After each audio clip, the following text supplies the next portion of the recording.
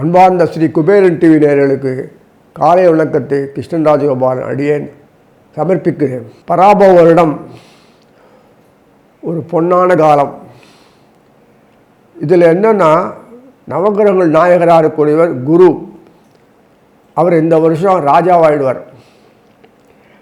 அதே மாதிரி சந்திரன் சேனாதிபதி. எப்படி இருக்கு பாருங்களேன், எல்லாம் மூளையில் தான் ஒர்க் பண்ணுறது. அந்த இதெல்லாம் கூட சண்டை கொண்டு சுட்டுக்கிட்டு மூளையிலே ஒர்க் பண்ணி கத்தி எடுக்காமல் ஆயுதம் எடுக்காம பண்ணக்கூடிய காரியத்தை சாதிக்கிறது தான் இந்த வருஷம். அதனால் குரு ராஜாவாக இருக்கார். இந்த சனீஸ்வரனை எல்லாத்துக்குமே இரும்பு மனிதன் பேர் சனீஸ்வரருக்கு, அயான் மேன். அந்த உடம்பில் அந்த வக்கரம் அந்த உடம்பில் இருந்தால் தான் எதுவுமே செயல்படுத்த முடியும். பொறியியல் ஆட்டாலும் இன்ஜினியர் ஆட்டாலும் மருத்துவராக இருந்தாலும் சரி, அட்வொகேட்டாக இருந்தாலும் சரி, எதாக இருந்தாலுமே செவ்வாய் புதுசு புதுசாக வழக்கு உண்டாக்குவார்.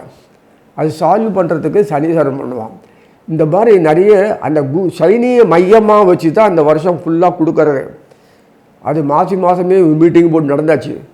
சனீஸ்வரன் மீனத்துக்கு போயாச்சுன்னா இந்த மகர கும்பத்துக்கு கொண்டாட்டம் தான். மீனத்தில் உட்காந்து சனீஸ்வரன் அங்கேருந்து தன்னுடைய மகரம் 11 ஆகிடுறது. அதே மாதிரி ஐனசோனபவமானது கும்பம். எப்படி பண்ணுறாரு பாருங்கள். குரு காய நகர்த்தி மெதுவாக அங்கேருந்து கடகத்து வந்த உடனே அங்கே உட்கார்ந்தவரை தான் குரு போயிச்சானா ஒரு 3-4 மாதம் வரைக்கும் உட்காந்துட்டு அப்புறம் அதிசாரத்தில் போகிற விஷயம் பார்த்துட்டு ஆட்டோமேட்டிக்காக ஃபுல்லாக சுக்கிரனோடையும் சரி, புதனோடும் சரி, செவ்வாயோடும் சரி எல்லாம் உட்காந்துட்டு டீம் ஒர்க்காக உட்காந்துட்டு காலையில் பார்த்துட்டு அங்கேருந்து நேரம் எல்லாம் அப்படியே வாரி வழங்குறார். சனீஸ்வரர் எல்லாம் வாங்கி வச்சுட்டு அனுபவிக்கிறார் ஃபுல்லாக. இது தொடர்ந்து நடக்கும். ரொம்ப ஆச்சரியமான விஷயம். குரு சனி தொடர்புனால இந்த வருஷம் ஃபுல்லாகவே பிரமாதமாக இருக்கும். நாடு தமிழ்நாடு, ஆந்திரா, கேரளான்னு இல்லாமல் ஒரே பாரத நாட்டில் எல்லாம் செழிப்பாயிருவாங்க. எப்படி தான் அந்த இண்டஸ்ட்ரி டெவலப் ஆகுது எனக்கு புரியவே இல்லை. மடமடன்னு ஆகிடும் எல்லாம். சாதாரண ஆள் கூட வானத்தை பார்க்குற அளவுக்கு உயர்ந்துருவான். செல்வத்திலையும் கௌரவத்திலையும் அறிவிலையும் எல்லாம் உயர்ந்துடும். இப்போ இந்த இங்கிலீஷ்கார புக்கை படித்தா தான் அவனுக்கு பட்டம் படித்து பக்கத்தில் போடுகிற மாதிரிலாம் இல்லை. எப்படி வருதுன்னு தெரியல. அதெல்லாம் அந்த அளவுக்கு எல்லாமே விளைச்சல் சூப்பராக இருக்கும். தின்றதுக்கு ஒரு குறைச்சல் இல்லை. என்டர்டெயின் நன்னா இருக்கும். ஆனால் அவங்களுக்கு ஃபுல்லாக அந்த ஆன்மீக தொடர்புக்கு டூர் போகிறது, வீட்டு ஃபங்க்ஷன் பண்ணுறது, அந்த ஃபங்க்ஷன் இது நிறைய எக்கச்சக்கமாக இருக்கும். அதான் அவங்களுக்கு பொழுதுபோக்கு ரொம்ப அருமையாக இருக்கும். உறவுகள்லாம் நல்லா பலம் பெறும். வியாதி நோக்காடு அது இது அதெல்லாம் பார்த்தோன்னா ரொம்ப அடித்தளத்தை போயிடும். அது இத்தனை நாளாக இருந்து தான் இப்படி பாட்டிட்டு நமக்கு தெரியாத அளவுக்கு உடம்புல தெம்பு வந்துடும். டானிக்கே சனீஸ்வரன் தான். எதுக்கு சொல்கிறேன்னா, ஒவ்வொரு முதல் இந்த சித்திரை பார்த்தாலே உங்களுக்கு தெரியும். ஆரம்பத்திலேயே வரிசையாக வருது.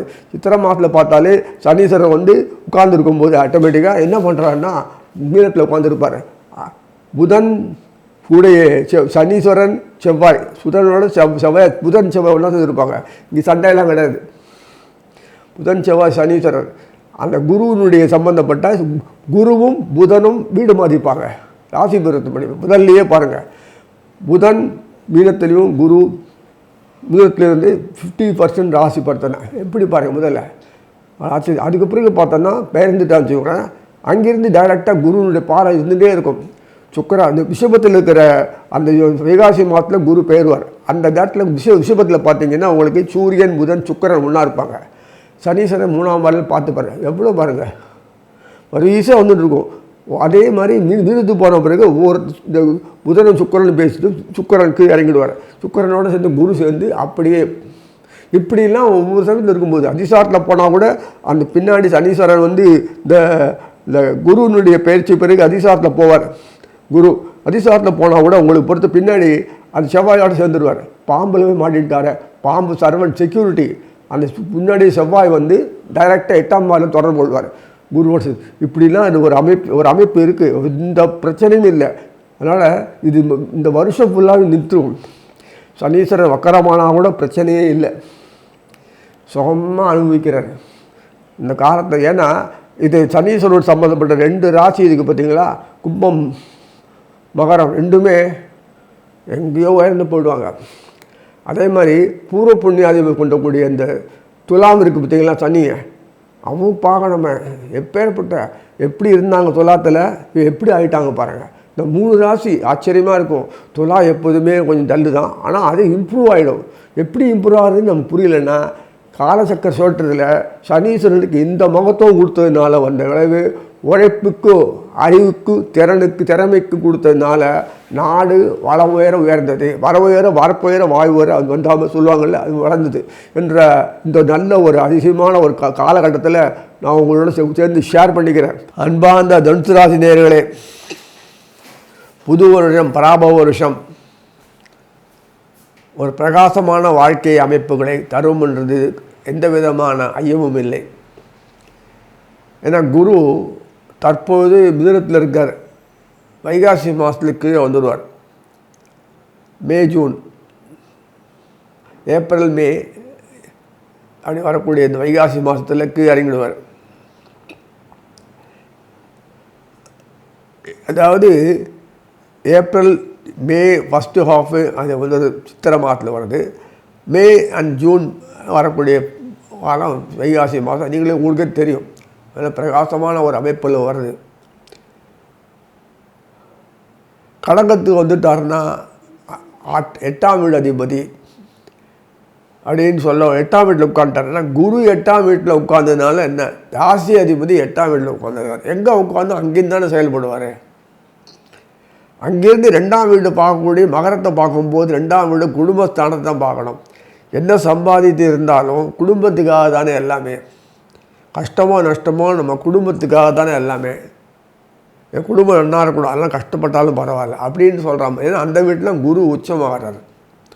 குரு உச்சமாகறதுனால அங்கேருந்து சுகஸ்தானம் சொல்லக்கூடிய மீனத்தில் சனீஸ்வரர் உட்கார வச்சு, சனீஸ்வரரும் 2ஆம் வீட்டு அதிபர், 3ஆம் வீட்டு அதிபர். 3ஆம் வீட்டு அதிபராக இருக்க சனீஸ்வரர் 4ஆம் வீட்டில் உட்கார்ந்துட்டு அஷ்டமத்தில் உட்கார்ந்த குருவை குருவனுடைய பார்வை பெறார். ஏன்னா மிதுனத்துக்கு தனுசு சப்தமத்தை சொல்லக்கூடிய மிதுனத்தில் உட்கார்ந்து தற்போது உட்கார்ந்துருக்காரு. அப்போ பார்த்துட்டார். ஆனாலும் அடுத்த பிறகு இந்த புது வருஷம் வைகாசி மாதத்து பிறகு கீழே இறங்கினாதானே அடுத்தது செயல் வேண்டி வரலாம் வரும். அங்கே இறங்கும்போது உச்சமாகறதுனால தொடர்ந்து சனீஸ்வரனை பார்க்குறாரு. தொடர்ந்து சனீஸ்வரனை பப்ப பார்க்குறார். தொடர்ந்து பார்த்துட்டு இருக்கார். கவலைப்படவே இல்லை. சனியும் குருவும் ஜென்மராசி தனுசாக இருந்தாலும் குருனுடைய பார்வை முக்கியம். ஜென்மத்திலே உட்காந்தா குரு நம்ம இப்படி களத்தத்தை பார்க்கலாம், அல்லது அந்த செவ்வாயை பார்க்கலாம். ஆனால் வீடெல்லாம் பார்க்க முடியும், தவிர செவ்வாயை பார்க்க முடியலையே. அந்த செவ்வாயும் குருவும் சேர்ந்து டீம் ஒர்க்காக பண்ணக்கூடிய அளவுக்கு தான் வந்திருக்கு இப்போல்லாம். இனிமேல் ஒரு பிரச்சனையும் இல்லை. கடகத்தில் உட்காந்துருக்காரு செவ்வாய் குரு மட்டும் இல்லை, செவ்வாய் சுக்கரன், குரு சுக்கரன், குரு செவ்வாய் ஒருத்தராக மாற்றி மாற்றி வருவாங்க, வந்துகிட்டே இருப்பாங்க. குரு புதன் எல்லோரும் வந்து சங்கமும் ஆவாங்க. அவர்கிட்ட என்ன பேசிப்பாங்களோ கொள்ளுவாங்களோ தெரியாது. 2 பேர் டீம் ஒர்க்காக குருகிட்ட உட்காந்துட்டு நல்ல சந்தோஷம் பேசிட்டு அப்புறம் அப்பப்போ போயிட்டே இருப்பாங்க. கெஸ்ட்டு வீட்டுக்கு வந்தால் நல்லா அனுபவிக்கிறவங்களும் அது மாதிரி குரு திருப்தியான வாழ்க்கை. குரு சுக்கரன், அப்புறம் குரு செவ்வாய், குரு புதன் கடகத்தில் வந்துகிட்டே இருக்கும். அது அவ்வளவும் அப்படியே சனீஸ்வரனை கொடுத்துட்றார். தன்னுடைய அருள் பார்வையால் சனீஸ்வரனை மீனத்தில் பார்த்து வாங்கிறதுனால எவ்வளோ பெரிய உங்களுக்கு. ஆனால் 10ஆம் பார்வை சனீஸ்வரனுக்கு உண்டு, தெரியும் இல்லையா? தனுசுக்கு கிடைக்கிறதா இல்லையா?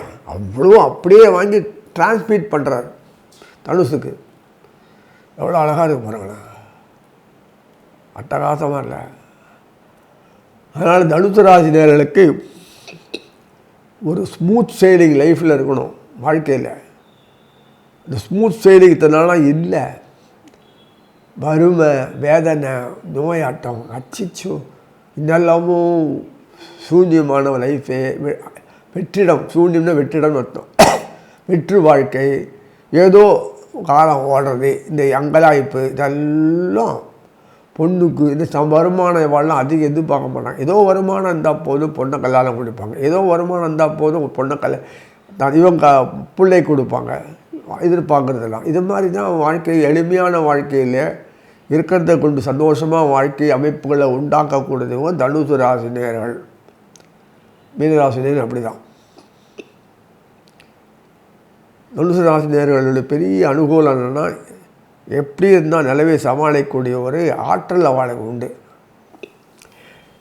பணமே பிரதானம், சுகமே பிரதானம், இப்படி தான் இருக்கணும் அப்படின்னு வாழ்க்கையில் இவங்க ஒரு நாள் நினைக்கிறதே இல்லை. அந்த மனசே வராது. இயற்கை அது. சரராசி இல்லை, உபயராசி. அதனால் இந்த உபயராசி வரக்கூடிய ராசிகளில் குரு முக்கியமானது. அந்த குருக்கு ரொம்பவும் பட்டுட்டார். அதனால் இந்த குருவும் சனிக்கும் ஒரு மரியாதை கொடுத்தா மாதத்தில் போன வருஷம் விஸ்வாவசில் எல்லாம் ஒன்றா உட்காந்து மீட்டிங் போட்டு ஏதோ பண்ணினாங்க. இப்போ கூட இந்த மிதுனத்தில் குரு பெயர்ச்சி, மிதுனத்துலேருந்து கடகத்து பெயர்ச்சினால சுக்கரனோட கூடியிருப்பார், புதனோட கூடியிருப்பார், ஏதோ மீட்டிங் பேசிப்பாங்க. அப்புறம் சுக்கரனுக்கு இறங்குவார், அவர் இறங்கினா இவரும் கூட இறங்கிடுவார். என்னமோ கடக பயிற்சியில் வருவார்ல. அப்போ ஒரு அமைப்பு இருக்குது பாருங்கள். முதலே ஒரு ஆபரண யோகம் தான், மாலை ஆபரணம் மாதிரி அது ஒரு யோகம் கிடச்சிது. வரிசையாக வந்துட்டே இருக்குது. குரு தொடர்ந்து அந்த விஐபிகள் தொடர்புகளோடு உட்காந்துட்டு வாரி வழங்குறார். அதெல்லாம் உங்களுக்கு தானே வருது.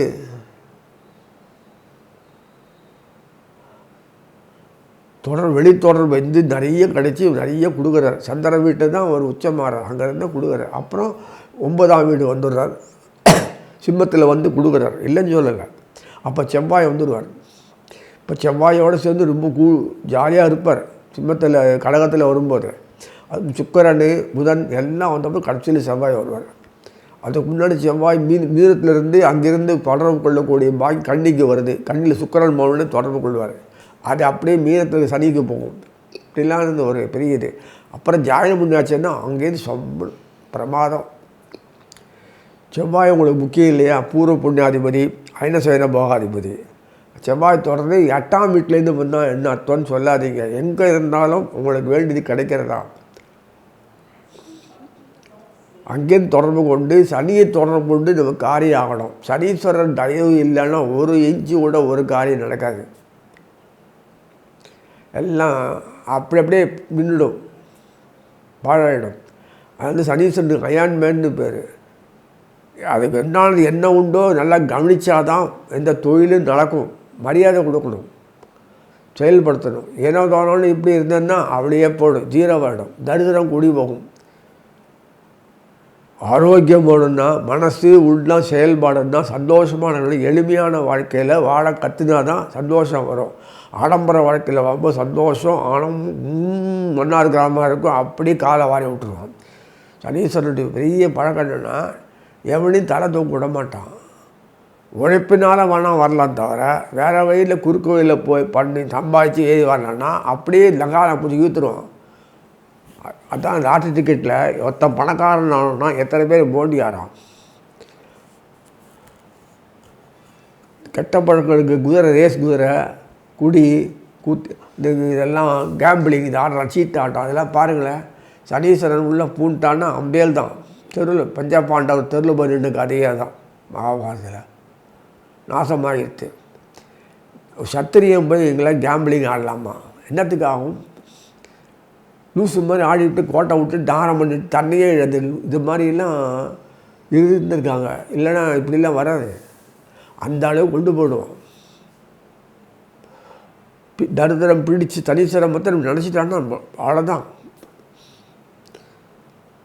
ஒரு பொருள் கரையாக அரைச்ச மாதிரி ஆகிடும். குடும்பத்தில் சனீஸ்வரன் நாசம் பண்ணிட்டாருன்னா நாசம். ஒரு பக்கம் இப்படி இருக்காங்க, அதே சனீஸ்வரன் தான் நல்லது கொடுக்கணும்.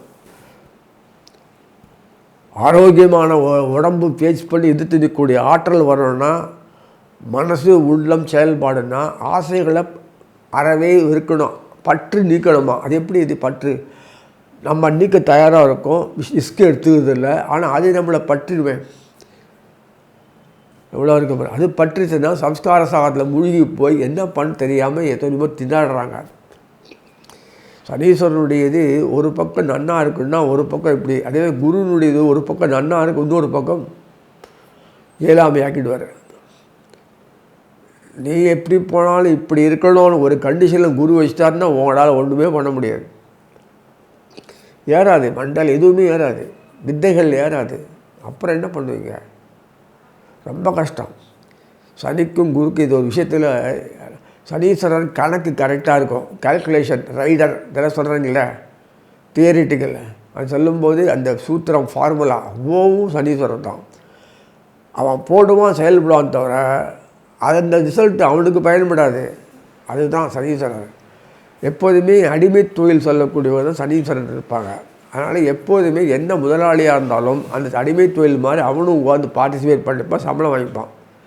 இந்த மாதிரி சனி 2ஆம் வீட்டுக்கு 3ஆம் வீட்டுக்கு வந்தான்னா அந்த மாதிரி எளிமையான வாழ்க்கை, உழைக்கக்கூடிய வாழ்க்கை, அறிவு சீர்த்த வாழ்க்கை, ஆனந்தமான ஒரு அமைப்பு, சந்தோஷமான வாழ்க்கை. பணம் பிரதானம் இல்லை, உழைப்பு பிரதானம். அது இருக்கிற சந்தோஷம் வாழக்கூடிய ஒரு பாக்கியம். இதெல்லாம் தனுசு ராசி கிடைக்கிறதுனால அவங்களால இந்த செல்வ சீமாட்டியாக இருப்பாங்க. இப்போ நிறைய பணம், செல்வம், அந்தஸ்து வார்த்தைன்னா தன்னுடைய ஸ்டேட்டஸை மாற்றிக்கலாம் தவிர அதுக்கு அது தகுந்தாமல் தன்னை ஆக்கிக்க மாட்டாங்க. அதை அனுபவிப்பாங்க தவிர அதுக்கு தகுந்தாமல் தான் ஆடம்பரம் பந்தா வாழ்க்கைக்கு ஒரு நாள் போக முடியாது. இயற்கை அது அப்படி தான். தெரியுமா? ஒரு குறைவு இல்லை வாழ்க்கையில். காலத்தில் நடக்க வேண்டிய விஷயங்கள்லாம் இத்தனை வருஷமாக இல்லாத இருந்தது. ஆனால் பையனுடைய இன்கம் பார்த்து பொண்ணு கொடுக்க மாட்டாங்க. உண்மையாக எல்லாம் வாலண்டியராக பொண்ணு கொடுப்பாங்க. பணம் அடுத்தது, நல்ல குடும்பம், நல்ல வாழ்க்கை, சந்தோஷமாக உறவு, பத்தா வாழ்க்கை, இதெல்லாம் பார்த்து குடும்பம் விற்றார். அதுக்கு பொண்ணை கொடுப்பாங்க, பிள்ளையும் கொடுப்பாங்க இனிமேலாம். ஆனால் அப்படி ட்ரெண்டு மாறிடும். அதை மாறினா நடக்கும். இல்லைனா தார்மீகம் நிற்காது. நம்ம நாட்டு விஷயமே அப்படி தான். அதனால் இப்படி இருக்க ஒரு காலகட்டத்தில் நம்ம வந்திருக்கோமே நினைக்காதீங்க. அது மாறுதல், காலம் மாறுதல் ஃபுல்லாகவே இயற்கையாக செய்யக்கூடிய விஷயம். இது இனிமேல் அப்படி தான் கம்ப்ளீட்டாக இனிமேல் அப்படி தான். கண்ட்ரோல் பேனலில் வச்சுருக்கார் ராகுக்கு. கண்ட்ரோல் பேனல் எல்லாம் இருக்கும், ஒரு 3-4 மாதம் இருக்கும். அந்த சம்மந்தப்பட்ட எல்லா துறையிலையும் அவங்க தன்னுடைய பொசிஷன் மாறிடும். பொசிஷன் மாறியே ஆகும். இப்படி தான் இருக்க இத்தனை நாளாக ஓடிட்டுருக்கிற வாழ்க்கை இப்படியே மாறுதுன்ட்டு உயரிய நிலைக்கு எல்லாம் எழுதுவாங்க. ஆனால் குடும்பத்தில் சந்தோஷம், அமைதி, ஆனந்தம், செல்வம், சிரிப்பு எல்லாருக்கும் அத்தனை விஷயம் ஆனந்தத்தை அனுபவிச்சுட்டு வாழ்க்கை தொடர்ந்து இந்த வருஷம் ஃபுல்லாக நீடிக்கூடிய இந்த வாழ்க்கையில் அனுபவிக்கணும்னு பிரார்த்தித்து தெரிவு செய்கிறேன். ஸ்ரீ குபேரன் டிவியை பார்த்தமைக்கு நன்றிகள். மேலும் இது போன்ற தகவல்களை தெரிந்து கொள்ள ஸ்ரீ குபேரன் டிவியை சப்ஸ்கிரைப் செய்யுங்கள். மறக்காமல் பெல் ஐக்கானை கிளிக் செய்யுங்கள்.